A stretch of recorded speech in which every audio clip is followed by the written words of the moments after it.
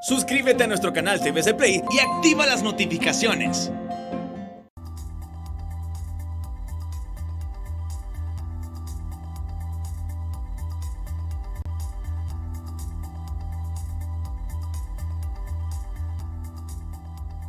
Muy buenas, bienvenidos al banquillo, gracias por estar con nosotros. Hoy vamos a revisar desde la óptica empresarial la situación económica de nuestro país. La Comisión Económica para América Latina, CEPAL, ha presentado un informe de los daños ocasionados por las depresiones tropicales que nos afectaron en el mes de noviembre. Al igual que el Banco Central ha hecho un balance de la situación económica de Honduras en el 2020. Las pérdidas producto de la crisis sanitaria y los problemas que se registraron por los meteoros arrojan pérdidas por el orden de los 100.000 millones de lempiras. Se va a requerir de un esfuerzo enorme en el 2021 para mantener a flote primero nuestra economía e intentar salvar la mayor cantidad de empleos posibles. ¿Cuál es la visión que tiene el sector empresarial? ¿Cuáles son las propuestas de cara a un año que igualmente va a ser duro para los hondureños? Nos acompaña la expresidenta del Consejo Hondureño de la Empresa Privada esta noche, licenciada Lynn Flores. Qué gusto saludarla. Su visión de lo que ha presentado hoy el gobierno y la CEPAL. Gracias por acompañarnos. Buenas noches, Chendo, siempre un placer estar aquí en su programa y realmente pues ya en este casi cierre de año, pues muy importante para nosotros tener la oportunidad de poder conversar y pues también informar al pueblo hondureño, a quien saludo y deseo pues mis mejores deseos para estas fiestas, siempre con las precauciones. El COVID está ahí y tenemos que mantener pues nuestra distancia y el uso continuo de nuestra mascarilla y lavado de manos continuo también. Ha sido un año difícil, usted lo acaba de mencionar. Nunca nos hubiéramos imaginado hace un año que el 2020 nos iba a deparar tanta incertidumbre, tanta dolor, porque sí, ha sido un año muy doloroso para muchas familias, la familia hondureña entre ellas, un año de tanta pérdida, no solo en el aspecto económico, sino que también pérdidas de actividad, de movilidad, hasta de libertad por los confinamientos que sufrimos y obviamente el remate que tuvimos en el pasado mes con las tormentas tropicales y todo lo que conllevó esas inundaciones. Este informe que hoy se recibió de la CEPAL nos vuelve a hacer un llamado de atención como población, como país y sobre todo en el seno del sector privado unido, trabajando como se ha visto en este año. Esas son las cosas que uno rescata, de que a pesar de que hemos vivido tan difícil, ha habido una solidaridad, ha habido una unión granítica del sector privado, una visión por salir adelante, un modo de sobrevivencia, como les digo yo a muchos.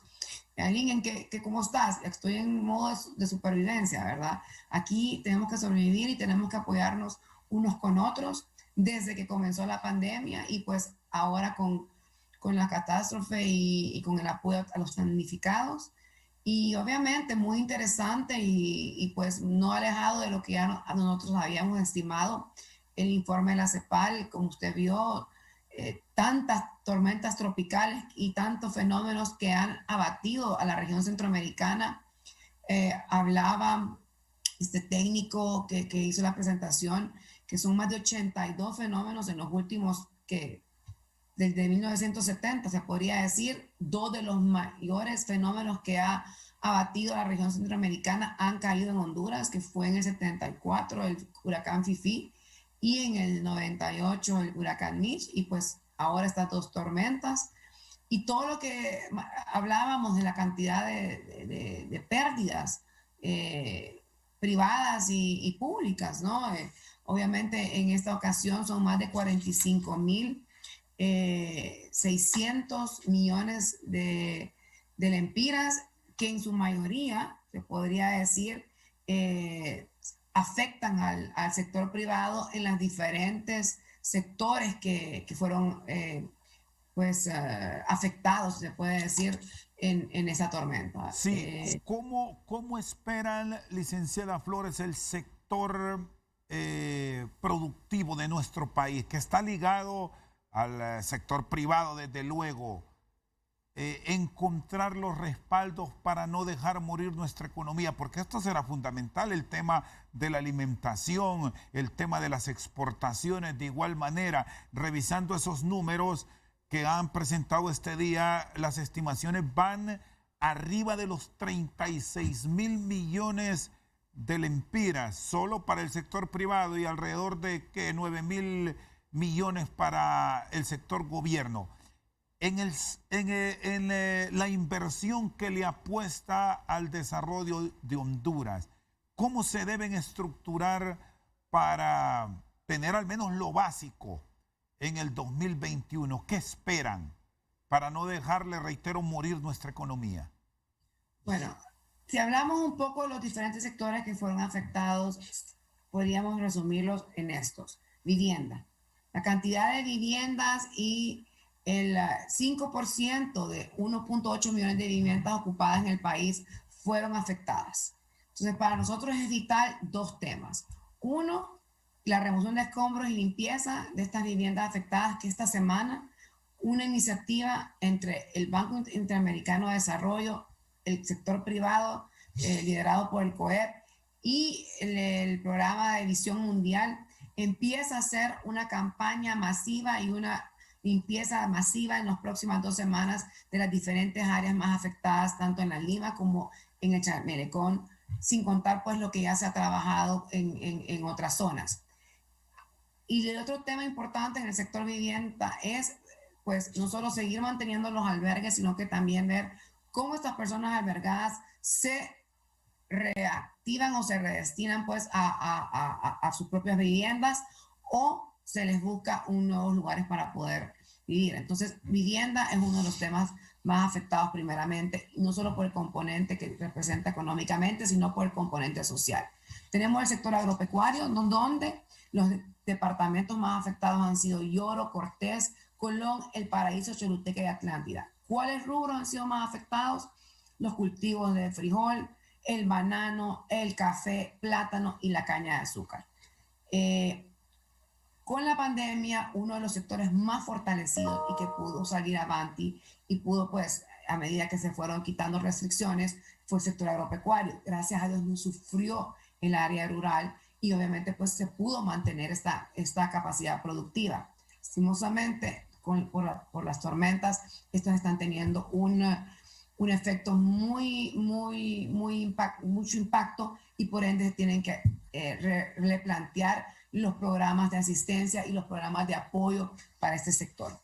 Otro tema, otra área, pues obviamente que estuvo afectada con la pandemia y ahora sí, pues remata su afectación, es el turismo. Sobre todo en las áreas de Cortés, Atlántida y Copán, hay muchos problemas de accesos. El tema del aeropuerto, que no solo es un tema de carga y de importaciones y exportaciones, sino que también el tema del aeropuerto de Villa Morales, que sabemos que es uno de los puertos de flujo de turistas.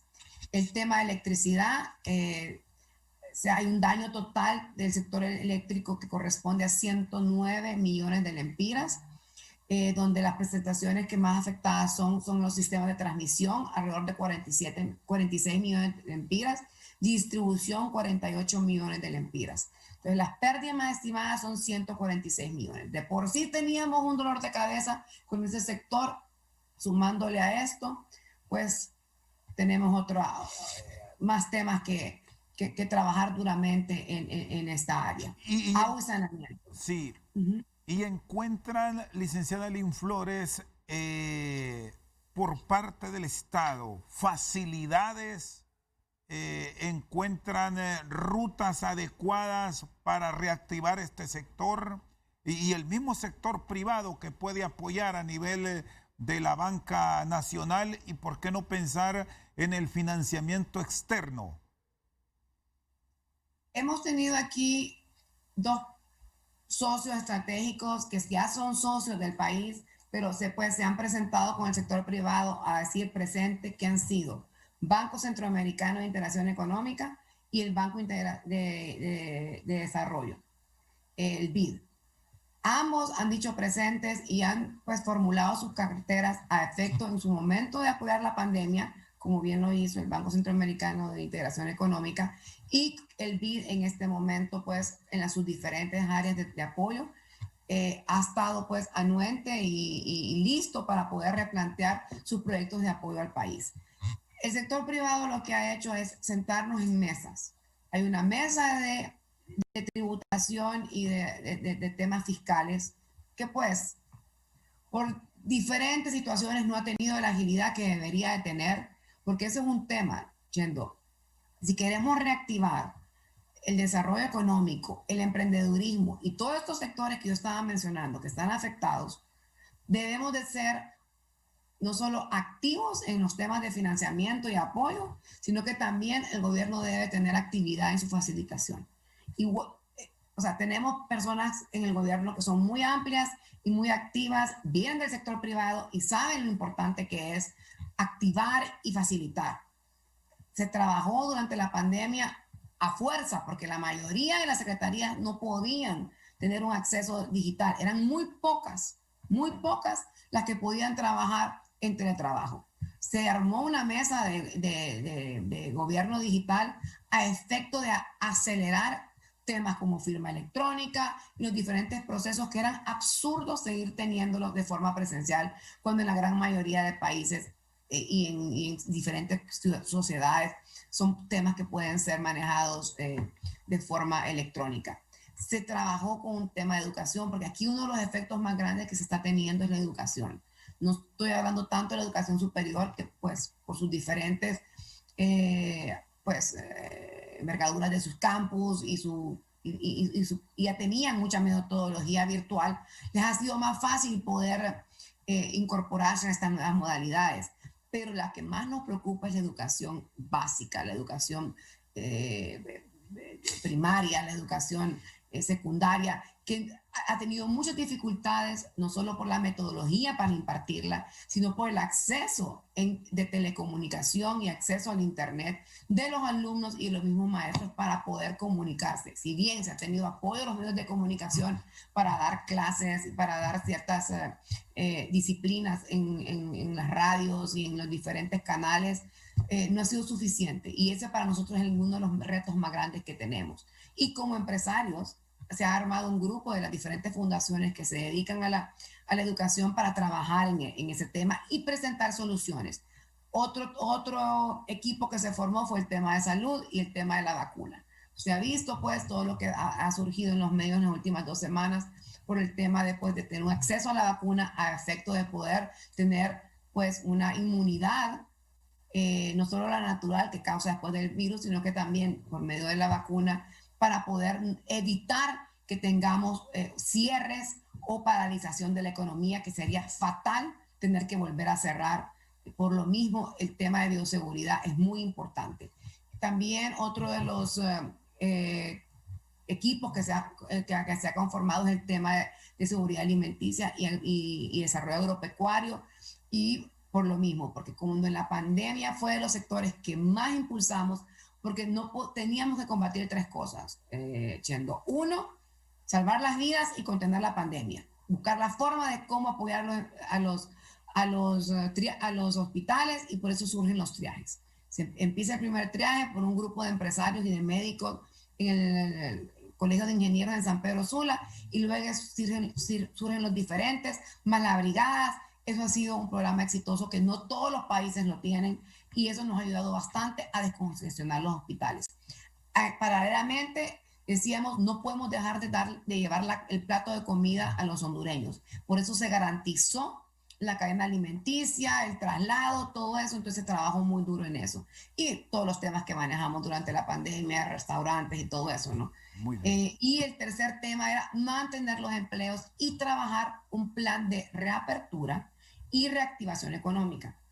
Y Chendo, le digo, los diferentes equipos que se han conformado han dejado sus empresas para sentarse 2, 3 horas diarias, algunas veces hasta más, para buscar soluciones.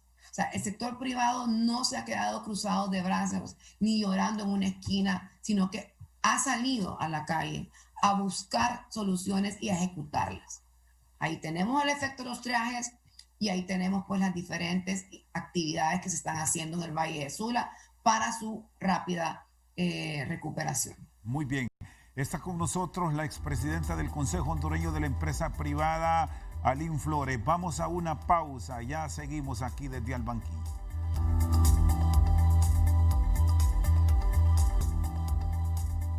Seguimos Al Banquillo, está con nosotros la licenciada Aline Flores. ¿Cómo valora el sector privado las atenciones que se han dado por parte del Estado frente a la petición que ustedes han llevado de no dejar morir la economía, de mantener a flote la inversión a pesar de todas estas dificultades que usted me planteaba en el segmento anterior?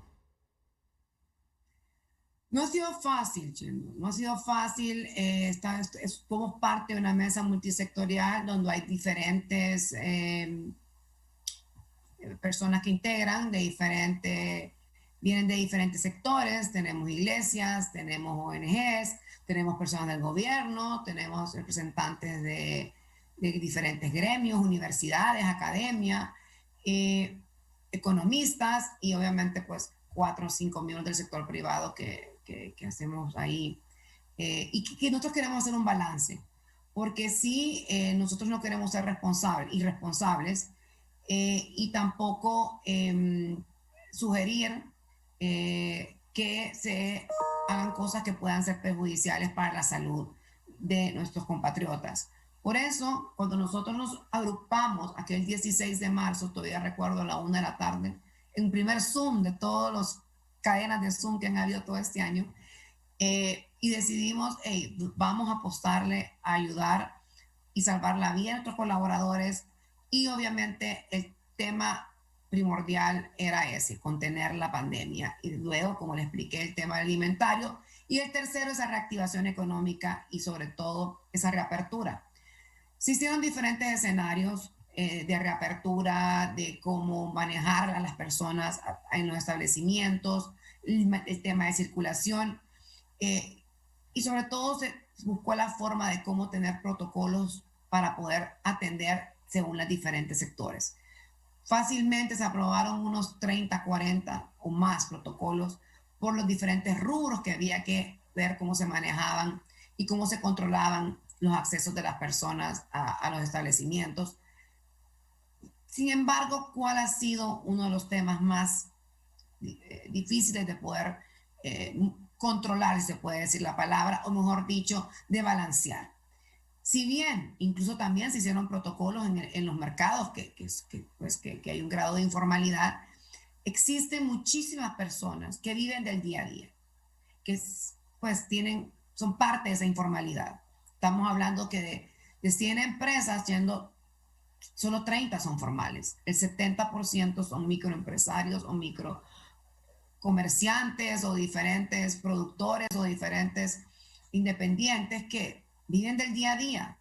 Y hacerle un encierro y temas de bioseguridad para ellos representaba muchísimo dinero y obviamente no estaban en las condiciones de poder hacerlo.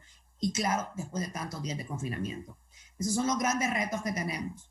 Cómo nosotros, si bien en algunos momentos estas personas no pueden cumplir con todas las normas de bioseguridad, ¿cómo logramos que el consumidor sí las cumpla y sea respetuoso de las 3 básicas reglas que deben de existir?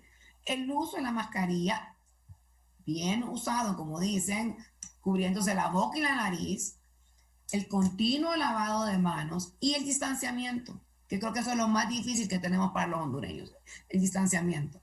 Si nosotros llegáramos a cumplir esas 3 normas, esas 3 reglas de oro, creo que podríamos manejar cualquier circunstancia que se nos presente.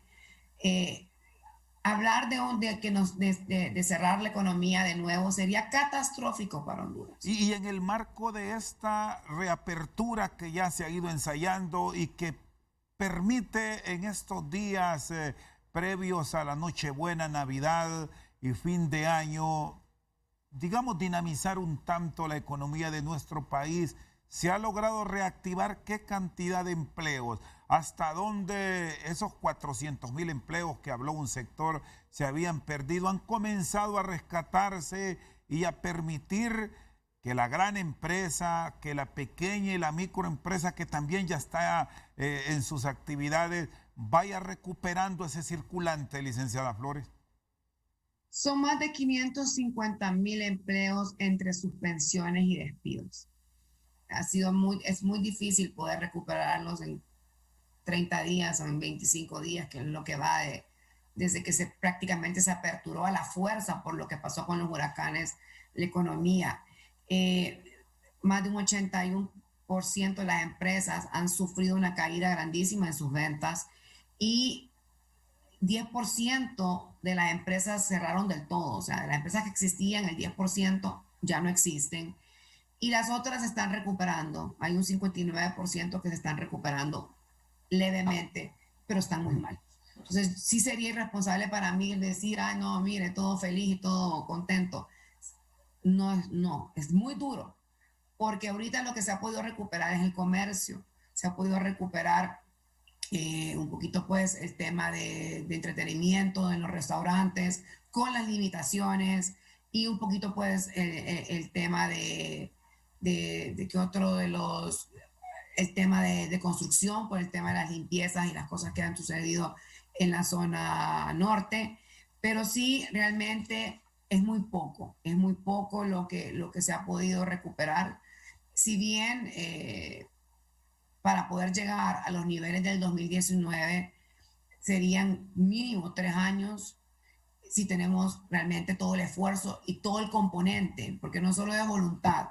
Como yo le decía, es importante que el gobierno nos deje trabajar. O sea, este no es el momento de estar inventando en nuevas leyes o nuevas limitaciones o cualquier otro tipo de impuesto que pueda ser más perjudicial que lo que hemos vivido en los últimos meses. Y es que hay esa intención, se está improvisando aún en medio de esta crisis, se les están presentando obstáculos por esto que usted me plantea. Yo siento que algunas veces las agendas no están como integradas. Y este no es un momento en que el sector privado, ni el gobierno, ni mucho menos las municipalidades nos pongamos a tener diferencias, sino que busquemos realmente, hey, cómo encaminamos los esfuerzos a que el próximo año sea un año de verdadera resiliencia y que podamos salir adelante y prepararnos para un 2022 o 2023 realmente de crecimiento. El CEPAL estimaba que el decrecimiento vaya a ser un 8% y que tengamos un crecimiento el otro año de un 2,5 o 3%. Eso es muy optimista. Nosotros estimamos de que el decrecimiento este año va a ser de un 10%, y por si tenemos suerte el próximo año tendremos tal vez 1,5 o 2% de crecimiento.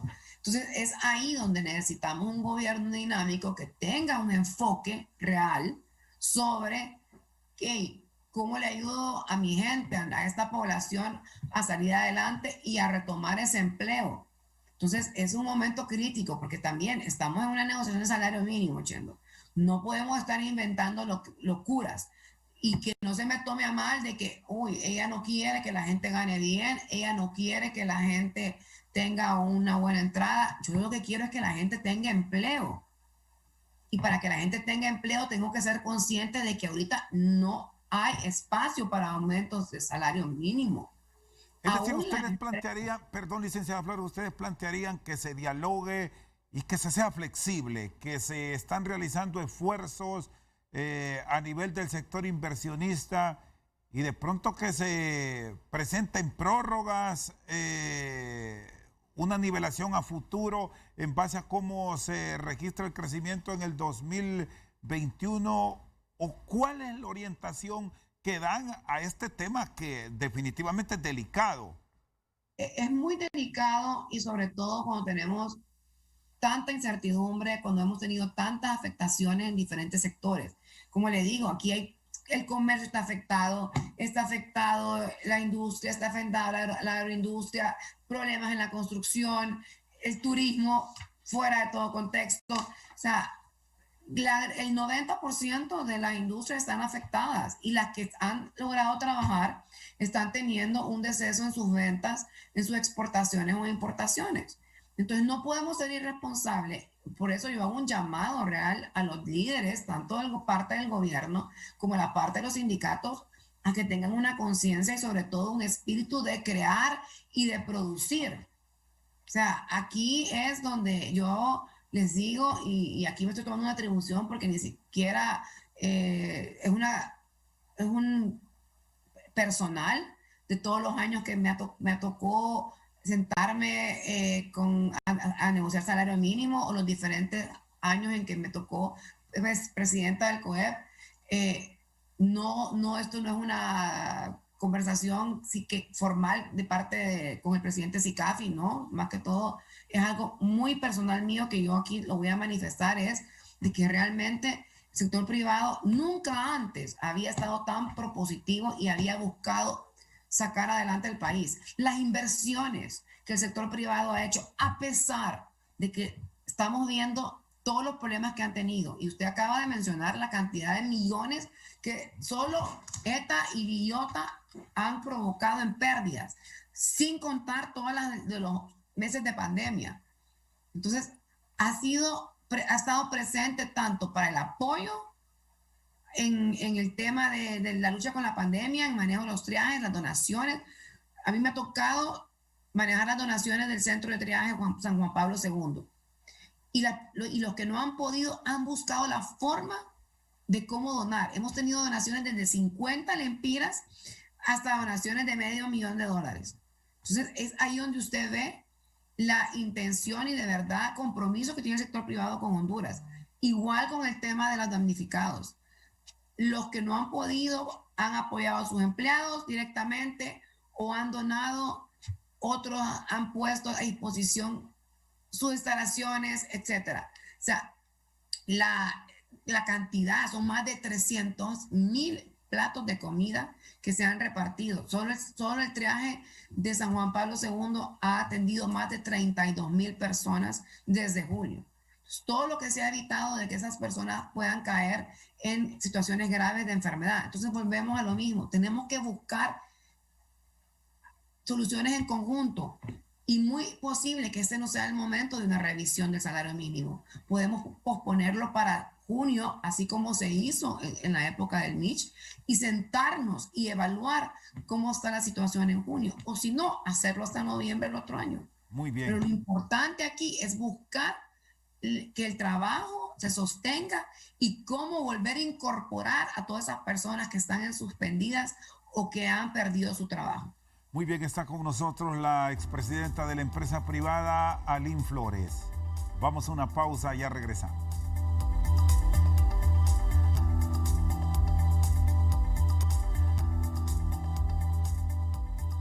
Seguimos al banquillo, está con nosotros la expresidenta de la empresa privada, Aline Flores. Me decía que pensar en un cierre de la economía sería catastrófico para Honduras. Bajo ese escenario, ¿cuál debe ser el manejo durante estos últimos días del 2020 y entrar con positivismo a pesar de la crisis en el 2021? Licenciada Flores. Aquí tenemos que ser responsables, cuidarnos nosotros mismos. Muchas personas me dicen, hey, ¿qué hacemos? ¿Cómo hacemos para trabajar, pero no exponernos? ¿Quiénes son más vulnerables? Muchísima gente se ha reinventado en el sentido de que tiene la modalidad de teletrabajo, otros no, por la naturaleza de su trabajo, han tenido que pues regresar a la forma presencial. Pero lo que tenemos que hacer es realmente seguir las reglas y cuidarnos, porque no podemos tener un momento de relajamiento. No podemos confiar porque estamos con el hermano y que es mi hermano, y entonces mi hermano se cuida y él no. O sea, ni tampoco exponer a nuestros adultos mayores. Ayer una amiga me comentaba, su mamá cumplía años, 78 años, y con gran dolor, desde el carro le contaron el happy birthday y toda la celebración, todos los tres hermanos, cada quien con su familia en tres diferentes carros. ¿Y qué vamos a hacer? Pero no podían exponerse porque trabajan, salen a diario y no podían exponer a la cumpleañera, ¿no? Entonces, tenemos que ser conscientes. O sea, el hondureño tiene que aprender a ser consciente. Y si quisiéramos, pues, de que acudan y que se haya, pues, que se produzca y que se venda y que podamos recuperar la economía. Pero sí debemos de ser conscientes y ahí es donde debemos de hacer un balance con la autoridad. Eh, Hay personas en la mesa que se molestan conmigo porque yo les digo, hey, ¿dónde está la autoridad? El otro día salí tarde de una situación y eran después de las 10 de la noche y yo no me encontré ningún retén. Y eso, y eran las 10 y 15, ni siquiera eran las 11, 12 o una que me decía mi hermana que en un lugar cercano a su colonia había una gran fiesta. Entonces, todo ese tipo de cosas también debemos de tener un refuerzo de las autoridades a que las cosas con medida, porque estamos viendo lo que está pasando en otros países y que tienen las capacidades. Entonces, sí tenemos que llevar las cosas, pues, de una forma prudente, pero sí también estar conscientes de que un encierro solo traería más miseria y posiblemente, pues, mucha frustración social. Y no queremos llegar a eso. Entonces sí hay que buscar la forma en que tanto los alcaldes, las diferentes líderes de las comunidades, trabajemos todos en esa concientización de la población y sobre todo, creo que algunos que ya han pasado la enfermedad o que han perdido y han tenido ese dolor tremendo de perder un ser querido, entienden mejor el mensaje. ¿Qué Pero cuidado, sí, básicamente, qué cuidado se debe tener ahora mismo en todo este escenario planteado desde el Congreso Nacional? Por el tema presupuesto, el tema actividad política, que ahí está a la vuelta de la esquina ya con un proceso interno y primario en menos de 90 días, sí. con actividad constante y con un cuidado puntual en el manejo de los recursos para evitar todos estos señalamientos que hemos tenido a lo largo de este año de actos de corrupción, de presuntas irregularidades que se han venido cometiendo en el marco de la pandemia. Sí, Chendo, nosotros para el tema de presupuesto sí somos enfáticos. Evitar la creación de cualquier tasa o nuevo impuesto. O sea, eso es inadmisible. Eso no sería la forma eficiente de hacer una reducción del déficit fiscal. Aquí lo que deben de buscar es cómo se apretan la faja y recortan gastos que sabemos que son innecesarios. Todos suspendimos empleados con un dolor en el alma o hemos hecho recortes. El gobierno, hasta ministerios nuevos ha creado que hasta se molestaron porque nosotros los cuestionamos. O sea, eso no es posible. Se debe de buscar la forma en que haya una realmente conciencia de la ley de responsabilidad fiscal. No podemos seguir endeudando el país. Se debe buscar una estrategia nacional de la administración y gestión de la deuda pública y se debe de buscar un plan plurianual para la reducción de ese aparato estatal 2021-2025. O sea, hay ministerios que no tienen razón de ser porque ya ni, como dicen, huelen ni hieden, pero dicen que tienen cualquier cantidad de gente, llámese INSEP, ¿verdad? Después también buscar la forma de centralizar esa función pública, implementar una veeduría social, como usted lo ha dicho, el tema de la transparencia es vital. No nos quieren prestar, no nos quieren donar. Han querido, pues, nos han llamado instituciones de que quieren mandarnos las donaciones al COE porque no quieren que pase por instituciones públicas porque hay demasiado ruido. Yo no estoy diciendo de que esas personas no tienen escrúpulos o son serias, sino que sencillamente la imagen y la percepción ahí está. Entonces tenemos que buscar la forma que hay una veeduría, la tenemos el CNA, tenemos las diferentes otras instancias. Y para nosotros lo importante es cómo buscar poner en práctica mecanismos alternos de ejecución de los recursos públicos, reformulación del presupuesto 2021, reorientar esos recursos consignados a inversión pública en el presupuesto 2020-2021, que son alrededor de 57 millones de lempiras, a tareas que realmente representen inversión pública, que, no estén, que estén vinculadas con la rehabilitación y la reconstrucción nacional. Vimos en el informe de la CEPAL más de 32.000 millones para obras de rehabilitación en base a este informe que ellos dieron.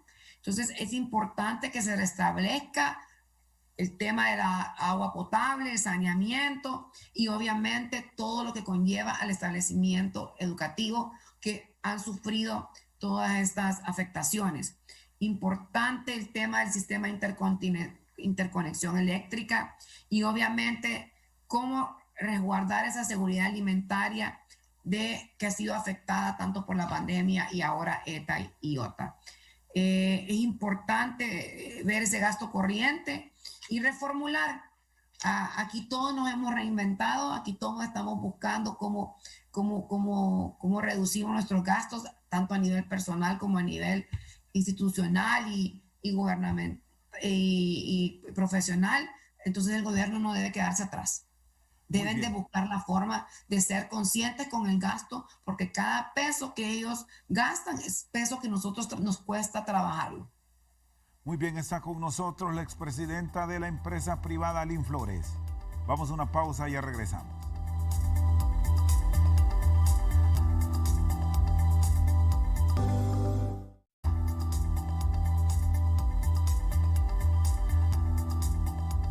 Seguimos esta noche al banquillo. Está con nosotros la expresidenta del Consejo Hondureño de la Empresa Privada.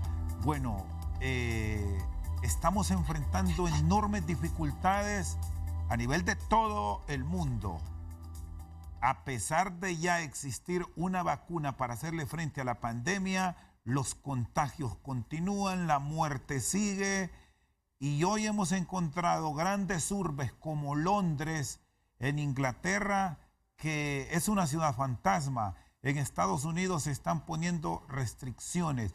¿Cómo va esa iniciativa que ustedes como sector privado han tomado, licenciada Flores, para tratar de encontrar en los grandes laboratorios del mundo las vacunas, pero que lleguen a tiempo a Honduras, porque también es necesario ir inmunizando a la mayor cantidad de su población, sobre todo esa población económicamente activa? Así es, nosotros tuvimos un llamado en la mesa que le conté que estábamos, que organizamos para atender los diferentes temas de importancia nacional. Se estableció una mesa con la Secretaría de Salud y con el Instituto Hondureño de Seguridad Social, y su junta interventora y pues sus principales directores. En una de las diferentes estrategias que teníamos, no solo era pues el tema de manejar los triajes y obviamente también la ley de salud que entendemos vamos a discutir el próximo año, estaba el tema de cómo íbamos a accesar a la vacuna. Cuáles eran las diferentes iniciativas que tenía tanto el gobierno o el Seguro Social para poder atender a la población y suministrar la vacuna. Porque contrario a lo que mucha gente piensa, aquí hay una ley de vacunas donde el único facultado para poder comprar vacunas y suministrarlas es la Secretaría de Salud. El sector privado no puede llamar a Pfizer o a Johnson o a cualquier otra casa farmacéutica y decirle, hey, vendeme 1 millón de vacunas y esto y lo otro y mandámelas. No, ellos solo les pueden vender a los gobiernos o a las diferentes entidades que manejan salud en los diferentes países. Y aquí está prohibido que ni siquiera el sector privado pueda suministrarlas. Entonces, pues, trabajando eso, nos hablaron de la iniciativa que la Secretaría de Salud está usando con la Organización Mundial de la Salud y con la OPS, sobre esta 20% que les van a suministrar de forma pues entre gratuita y cierta inversión. Nos preocupaba porque las prioridades de la Secretaría de Salud no está la producción económicamente activa ni los diferentes colaboradores que están afiliados al Seguro Social. Entonces, el Seguro Social, muy responsable y muy visionario, empezó a buscar alternativas con las diferentes casas médicas y ver cuál era la vacuna que más podían ellos accesar y sobre todo que pudieran ser manejadas eficientemente en el país por las condiciones de logística, de suministro y otras diferentes facilidades. Y fue cuando ellos contactaron a esta casa médica que está haciendo el estudio con la Universidad de Oxford y ha tenido pues grandes inversiones de parte de Estados Unidos, el Reino Unido y otros países como Chile, México, Argentina y otros países de Europa. Para hacer corto el cuento, que es un cuento muy largo, nos pidieron ayuda, porque por las diferentes leyes, ellos no podían accesar a la vacuna por unos temas de garantías y unos temas de garantías bancarias y de cumplimiento que la casa farmacéutica no podía obviar. Entonces, nosotros, pues, ahí fue donde nos enteramos de que no podíamos comprar directamente y que necesitábamos hacer un convenio para poder apoyar al Seguro Social y que estos fueran autorizados por la Secretaría de Salud a efecto de que ellos pudieran suministrar la vacuna entre toda la población que está afiliada al Seguro Social. Entonces es ahí como pues entramos en suministrar las dos garantías, tanto la del 20%, que es una garantía, es un valor que no es reembolsable, que es un valor que muchos países lo dieron desde abril y nosotros ya lo estamos dando hasta ahorita, o sea que prácticamente eso sirvió para toda la investigación y los estudios y los diferentes, la gente que se ha testeado y todo eso. Entonces, básicamente no es pérdida porque ya la vacuna está, como dicen, más de allá que de acá. O sea, Y a hoy, sí, y a hoy, licenciada Flores, a hoy ya se han logrado en base a esos contactos que tiene el sector privado tener acceso o tener rutas para no quedarse con estos promedios que hablaron de 1.8 para el Estado, hablando de 1.8 millones, para dejar claro. Igual porcentaje para el sector privado, sino ir más allá y traer la mayor cantidad de vacunas posibles y en el menor tiempo posible, si eso se puede tener acceso. Bueno, la ventaja de que haces todas estas gestiones que le estoy contando, que yo sé que es un cuento largo, pero con un final más tranquilo ya. El final feliz, como les digo, va a ser el día que yo empiece a ver a la gente ya puyándose. Se consiguió tener este porcentaje de vacunas que básicamente van a abarcar al sector afiliado al Seguro Social, que recuerden que no solo es el sector productivo o el sector privado. En el Seguro Social están los maestros, en el Seguro Social están una gran cantidad de operadores de salud, de trabajadores de salud, están los empleados públicos que cotizan al Seguro Social.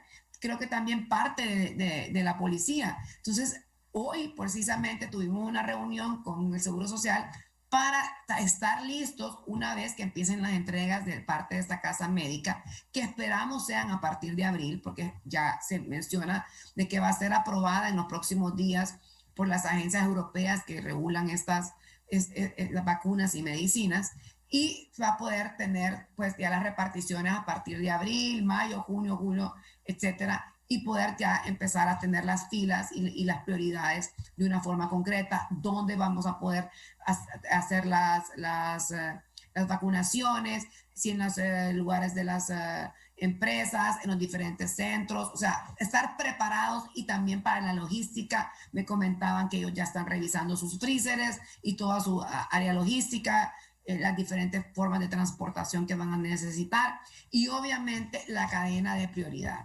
Que la cadena de prioridad del Seguro Social es diferente a la del CESAL. abarca cierta población y el seguro social abarca otra población.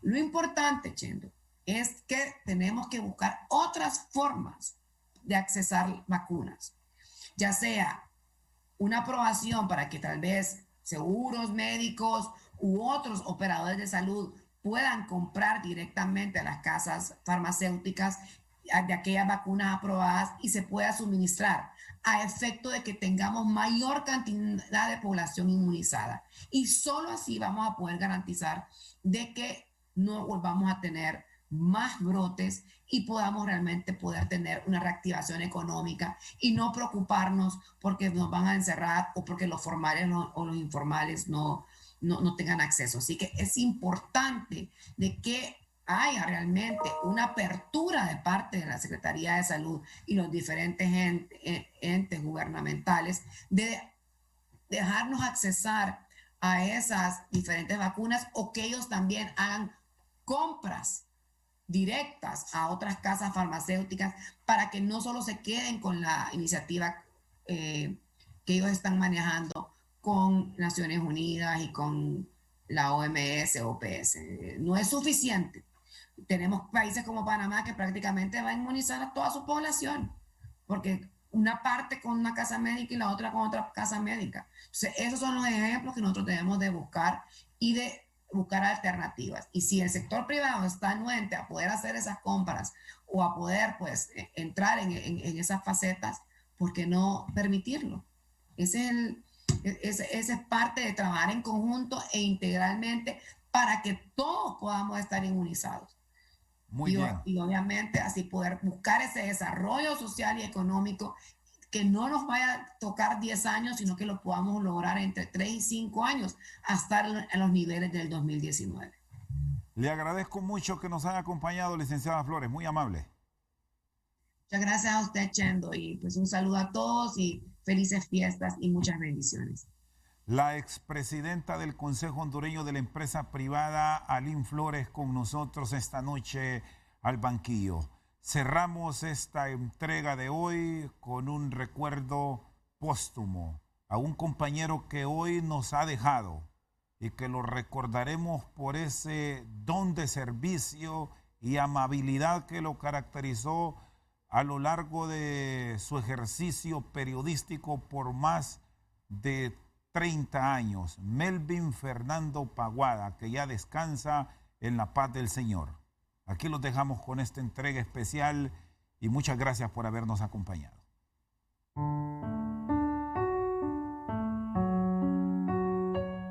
Este 21 de diciembre lamentamos profundamente la muerte de nuestro compañero Melvin Paguada, quien por más de 15 años cubrió con responsabilidad y dinamismo diferentes fuentes y fue pionero con las transmisiones exclusivas desde el aeropuerto Toncontín en Tegucigalpa. Deja un legado enorme en el periodismo del país y un vacío en los corazones de sus compañeros de Televicentro y Emisoras Unidas. Melvin Fernando Paguada, que descanse en paz.